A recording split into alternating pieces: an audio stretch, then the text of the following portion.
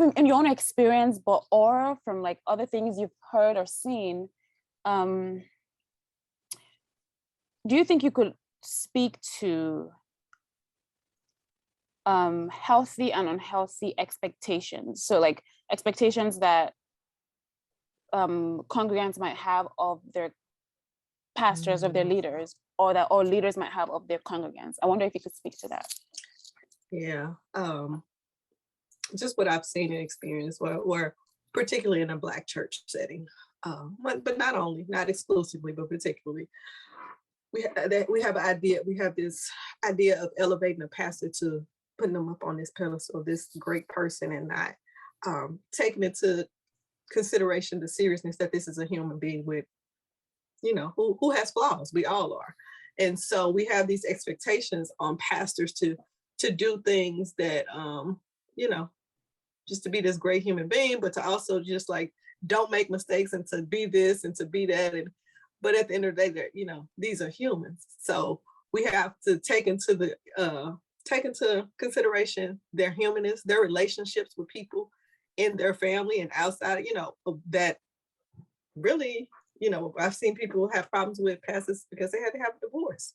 But that the human relationships are real, you know what I mean? And, we don't know, but a lot of times we don't know what's happening in those relationships. And so I think imposing our ideas and stuff about marriage and things like that onto pastors is a problem.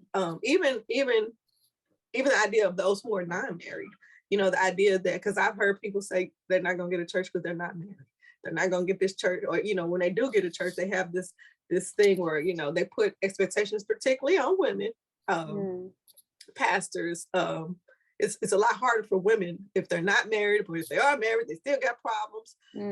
But or having children, we put all these ideas of what it means to be a pastor on a person, and it's not fair. It's not fair to the pastor, but it's also not fair to the people. But then, and I think that's unhealthy expectations. But also the other way, unhealthy pastors on congregants, expecting people to only believe what you say. I think is unhealthy and just not a good thing. I think we sometimes what I've seen in churches is, pastors have the idea that they're the only ones who can interpret the Bible. They're the only ones who talk to God. They're the only ones, and I think that's unhealthy. Because I think for people to have a real relationship with God and each other, they need to be able to do those things for themselves as well. Interpret the Bible for themselves and talk to God for themselves and talk to each other and be in community. I'm trying to think other unhealthy things I've seen both ways. Also, let's talk about this. The idea that people can't go get professional help. So for a pastor to say, pray your way out of it,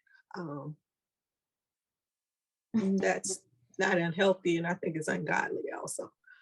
But also at the same time, if a pastor is getting professional help, people want to, that's taken again, congregants have issue with that. I think both need to be able to get professional help and do the work that they need to do to better themselves. So I think that goes both ways, to not getting professional help, but also the unhealthy thing I think for congregations a lot on churches is working people to death.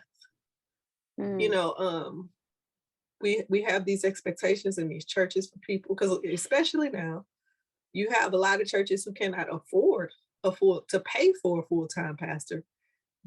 They want to pay part-time, but they want you to work full-time and some, and then you still need to pay a job, have a job to actually be able to live.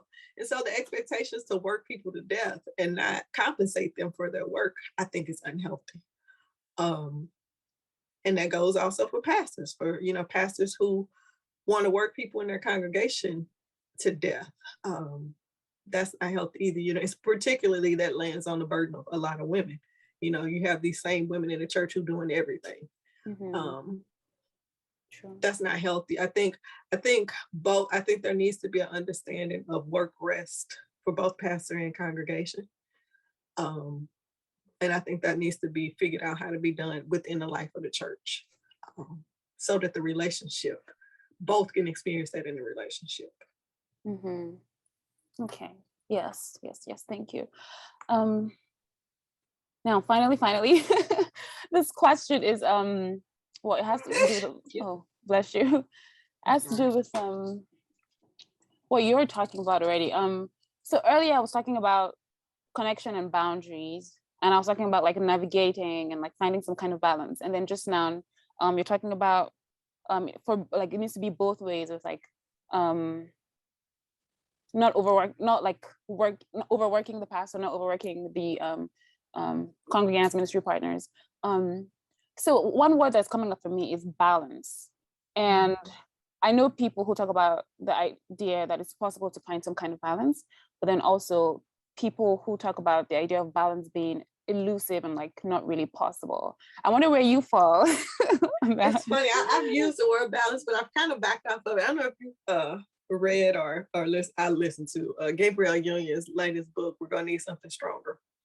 It's a great book. I recommend both of her books.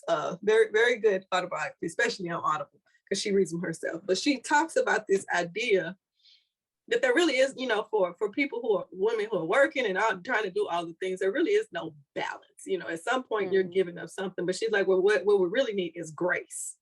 We need grace for ourselves and grace for others. And I the more I thought about that, and I think there is some truth to that. Because here's the reality of it is, even on my best days when I feel like, oh, I did really good, I handled this and that, there was still something that didn't get done. There was still some area of my life that was not addressed. On my best days, I cannot address it all. And so I'm going to do my best to make certain things a priority. So my family is still a priority to me. So I make sure that I'm going to spend time with my child every day, somehow, some way, I'm going to make sure I spend some time on myself every day, somehow, some way. Other stuff, I try to get it done. And I can't get it. I lay down each night and I'll be like, well, that didn't get done off the checklist. And that didn't get done off the to-do list. But I'm not going to beat I work consciously not to beat myself up about it. Like I'm doing the best I can, really. Doing what I got, so just, I think the idea of giving yourself grace of really doing your best, as we'll give it what you have to do, but also, we also have to give grace to other people, because I think a lot of times, we and this is congregants, churches, and other times, we, again, we hold people up to these expectations, not necessarily knowing what's really going on in their life. On my email, I have at the bottom, everybody you meet is fighting battle that you don't know anything about. And so we don't know, I could be like, you didn't make, I was late today to this meeting because I was trying to finish up another meeting. And, you could be, you of course, you're gracious as always, but, we could get upset because, like, that's the example, people show up late to a meeting. And I'm generally a timely person, I'm like, okay, church started at 6:00 and we're done. I'm trying. But there are times when that's, things happen and life happens. And I think we have to give grace for those things. And because I think, we can't be judging people for not living up to being everything all the time. I just think I kind of lean with where she at. I think we need grace. And we really have to do the best we can. But, I'm also, as I keep saying this, I'm also cognizant of the book we read at church, of the Patrick Reyes. The Purpose Gap. I was like, I can't think of it right now. But in his book, he talks about how sometimes people say, but this is particularly in white supremacy stuff, but talks about how people use, I'm doing the best I can as a cop out, but we're really not doing the best we can. There to me, there's this I don't want to use the word balance, but there's these two things, there's two things you have to hold in intention. That's what I'm saying. The two things you're holding intention, where you got to have some grace, but you also think about doing the best I can, but still questioning, is this the best that I can, but not to the point that you beat up yourself. So there's this tension. So that, I think that's kind of where I am right now. Wow.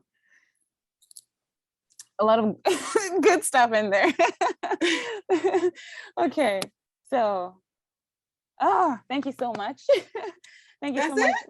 Yes, this has been wonderful. I mean, obviously we could go on forever and ever, but yes, for now, I think this is a good stepping point. And I just want to thank you, for your time and for your wisdom. Obviously, I knew when I was dreaming up this like topics and everything, I was like, oh, definitely we're getting Reverend Camilla in here talk about some of these things. Thank you. So I just really appreciate you. Thank you so much. Thank you. Appreciate you too, and good luck, because I know whatever you're doing is gonna be great.